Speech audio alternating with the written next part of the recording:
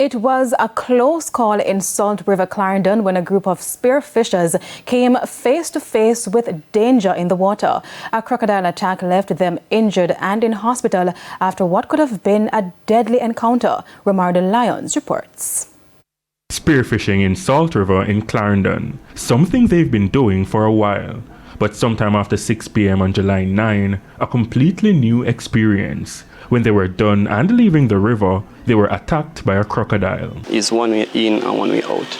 So we're about 20 feet away from the exit, but then 3 of us were swimming upstream and then we actually saw the crocodile a bit of distance away. When we did saw the crocodile, we decided to turn back because we never wanted no altercation with him, none whatsoever.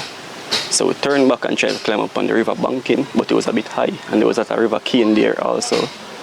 It gave us a bit of fight to go up to the banking. So we turned back now, me and Kieran. The other guy was a bit further behind. And then he attacked Kieran first. This is Kieran. His head narrowly missed the crocodile's grip, something he's sure would have killed him.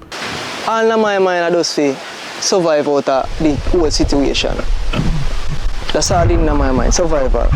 Me eye and teeth them make for. That's all we can say, right? And by the time if you go make the bite, I just find myself, I just dip and just push off. And as I say, I don't know when I get no bite or no scrape or whatever because the water did extremely cold. But as he escaped, the crocodile went after his friend, Amik. So beat me right across by my side here. Alright, when he beat me here now, Kieran managed to climb up on the banking with the other diver now. And then proceeds to pull me up to the banking to try to get me out of the water. But which is a big crocodile, it was about 15 feet long.